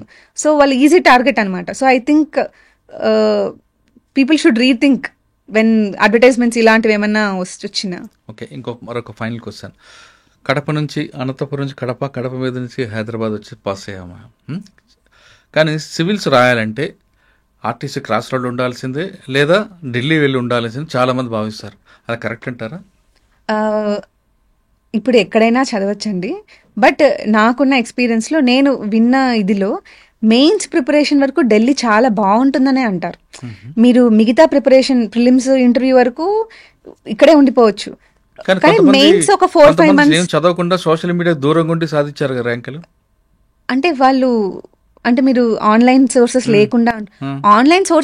లేకుండా కాదు అది. అంటే యూట్యూబ్ కి ఇన్స్టాగ్రామ్ కి దూరంగా ఉండి చదివింటారు, బట్ వెబ్సైట్స్ లో వచ్చే కరెంట్ అఫైర్స్ క్రాస్ రోడ్స్ కానీ లేదా ఢిల్లీ కూడా వెళ్ళేది వాళ్ళు. అంటే మనము ఒక్కరికేదో అట్లా జరిగిందని చెప్పి జనరలైజ్ చేయలేం కదా. చాలా వరకు అక్కడ కాంపిటీషన్ ఎక్కువ అండి, అవేర్నెస్ కూడా ఎక్కువ ఉంటుంది. మన దగ్గర కాంపిటీషన్ తక్కువ. అందుకు ఒక 4-5 months అన్నా అక్కడ ఉంటే బెటర్ ఏమో. అంటే I wish I did that, నేను చెయ్యలేదు అది. So I wish I did that అంతే. ఇందులో గ్రూప్ డిస్కషన్ మంచిదంటారా లేదా ఇండిపెండెంట్ గా చదవడం బెటర్ అంటారా? అది కూడా అటెంప్ట్ మీద డిపెండ్ అయి ఉంటుంది. ఇనీషియలీ ఐ థింక్ ఇండిపెండెంట్ గా మీరు చదవగలరు, కానీ అటెంప్ట్ పెరిగే కొద్దీ ఐసోలేషన్ లో ఉండొద్దనే చెప్తాను. ఒకలాంటి లోన్లీనెస్ వస్తుంది, పక్కన నువ్వు ఏం మిస్టేక్ చేస్తున్నావు అనేది తెలియదనమాట. పక్కన వాళ్ళతో డిస్కస్ చేస్తేనే ఓకే ఫైన్ వీళ్ళు ఈ లెవెల్లో ఆలోచిస్తున్నట్టు మనం ఏ లెవెల్లో ఆలోచించాలి, ఆ కాంపిటీషన్ అనేది వస్తుంది. సో ఐ థింక్ అటెంప్ట్స్ పెరిగే కొద్దీ ఐసోలేషన్ లో ఉండద్దు. కాదమ్మా, నువ్వు ఇన్ని సంవత్సరాలు చదువుతున్నావు కదా, మరి నీకు ఎంటర్టైన్మెంట్ ఏముంది అసలు? నాకు యాక్చువల్లీ చదవడం కానీ మైండ్ ఫ్రెష్ అవ్వాలి కదా. టు బి ఫ్రాంక్ అండి, నేను అడిక్ట్ అండి, మూవీ అడిక్ట్ నేను. ఆహా, టిపికల్ తెలుగు అనమాట. మా ఇంట్లో కూడా మా మదర్ ఒకసారి స్కూల్ బంక్ కొట్టించి మరి అమ్మో బొమ్మ ఫస్ట్ డే రిలీజ్ మాట్నికి తీసుకెళ్లారు. ఈ సో సినిమా అమ్మో బొమ్మ. ఆహా. సో కల్చర్ ఉంది మా ఇంట్లో మూవీ అనేది. ఇప్పటికీ మా ఫాదర్ రోజు ఒక మూవీ చూడండి పడుకోరు ఓటీటీలో. సో ఓటీటీ మా బడ్జెట్కి ఎక్కింది ఇప్పుడు బేసికలీ. అన్ని ఓటీటీస్ ఉన్నాయి. సో మూవీ ఉందండి. టు ద పాయింట్ నాకు ఎంత ప్రాబ్లం అయిందంటే, ఇప్పుడు ఏదైనా మూవీస్ అని కాదు, సిరీస్ ఏదైనా చూస్తుంటాను, చదవకుండా చూస్తుంటాను, నా మీద నాకే కోపం వచ్చేస్తుంది అనమాట. అయితే ఇయర్ ఫోన్స్ తీసి పక్కకి విసిరేస్తాను అనమాట. కానీ ఐ కెన్ గో మళ్ళీ ఒక 1 అవర్కి మళ్ళీ తెచ్చుకొని చూస్తాను. ఇట్లా కాంచి ఒకసారి ఇయర్ ఫోన్స్ కట్ చేశాను. ఒక 1 డే ఏదో వర్కౌట్ అయింది. దాని తర్వాత నాకు ఐడియా వచ్చింది, సౌండ్ లేకుండా కూడా నేను చూడొచ్చు కదా సబ్ టైటిల్స్ పెట్టుకొని. So I started watching with sub titles అనమాట. ఇంకా ఇట్లా కాదని చెప్పి లాగౌట్ చేసేసాను. ఆ సిరీస్ కంప్లీట్ అవ్వలేదు. అప్పుడు ఏం చేశాను, సిరీస్ ని షార్ట్ గా చెప్తున్నారు ఇప్పుడు యూట్యూబ్ లో కొత్తగా. ప్రతి మూవీని 5 minutes లో అట్లా చెప్పేస్తున్నారు. I started watching those. ఇది కూడా కాదని చెప్పి యూట్యూబ్ కూడా తీసేసినాక లాస్ట్ కి వికీపీడియాలో ప్లాట్ చదివేయడం చేశాను. I had a fair share of this phase అనమాట. దాని తర్వాత కంట్రోల్ జరిగింది. ఒక పాయింట్ లో చాలా ఎక్కువ ఉండేనండి. సినిమా చూడకుండా నిద్ర పడ్డది అస్సలు. సరే, ఐశ్వర్యకి ఇష్టమైన ఫుడ్ ఏంటి? ఫుడ్ అంటే నార్మల్ అండి, panipuri, biryani, Maggi, junk food. Kadapa Rayalaseema food ఉండదా? అంటే అవి ఎప్పుడు తినేవే కదా, మా ఇంట్లో చాలా రెగ్యులర్ గానే చేస్తారు. సో ఏం చేస్తారు? సంగటి ముద్ద, నాటుకోడి, అంటే వెజ్జే, ఎక్కువ వెజ్జేనండి. వంకాయ కూర, మిర్చి మసాలా, అవునండి, ఉగ్గాని బజ్జీ, బొరుగుల తిరాత. సివిల్ సర్వీస్ అనేది ఒక ప్రాధాన్యత కాదు, ఖచ్చితంగా దానికి ప్లాన్ బి పెట్టుకొని చదవండి అంటారు ఐశ్వర్య. ఆమె కేస్ స్టడీ అందరికీ రోల్ మోడల్. ఆమె ఉద్యోగం చేస్తూనే చదివారు, కేవలం చదవడం కోసమే ఆమె సినిమాలు చూశారు. రకరకాల మోటివేట్లు తీసుకుంటే ఆమె ఒక రోల్ మోడల్ కనిపిస్తుంది. ఆమె స్టోరీ అనేది అందరికీ లైక్ చేస్తుంది. ప్రతి ఒక్కరు కూడా సివిల్స్ రాస్తాం, కలెక్టర్ అవ్వాలి, ఐపీఎస్ అవ్వాలనుకుంటారు, కానీ అది రీచ్ అవ్వడం కష్టం అనిపిస్తుంది. ఒక దశ వచ్చిన తర్వాత ఇక మన జీవితానికి రాదు, ఇక్కడితోనే మనం ఆగిపోతామని నిరుత్సాహపడకుండా ఇక చదవండి, ఒక ప్లాన్ బి పెట్టుకోండి. అంటే ఒక ఏజ్ వచ్చిన తర్వాత వెనక్కి తిరిగి చూసుకుంటే ఈ ఉద్యోగం మనకు ఉంది కాబట్టి మనం చదవచ్చు అనే ఒక భరోసా రావాలంటే ప్లాన్ బి పెట్టుకొని చదివితే ఖచ్చితంగా సాధిస్తామని చెప్తున్నారు. ఆమె ఆర్టీగా చేస్తూ చదివారు. ఆర్టీఏలో డిపార్ట్మెంట్ కూడా మనం చదువుతా ఉంటే సపోర్ట్ చేసే అధికారులు కూడా ఉన్నారు కాబట్టి ఆవిడ ఖచ్చితంగా ఆమె అనుకున్న గోల్ సాధించారు. ఇప్పుడు ఇండియన్ ఫారెస్ట్ సర్వీస్లో ఏపీలో మంచి ఆఫీసర్ కాబోతున్నారు. ఆ విధంగా ప్రతి ఒక్కరు కూడా చదివితే మనం దేశం చాలా బాగుంటుంది. అంతేకాకుండా ఆవిడకున్న ఫారెస్ట్ మీద ఒపీనియన్ కూడా మంచి ఒపీనియన్ ఉంది కాబట్టి ఆమె గోల్ ఖచ్చితంగా రీచ్ అవ్వాలని కోరుకుందాం. ఇది ఐశ్వర్యతో ఎక్స్క్లూజివ్ ఇంటర్వ్యూ.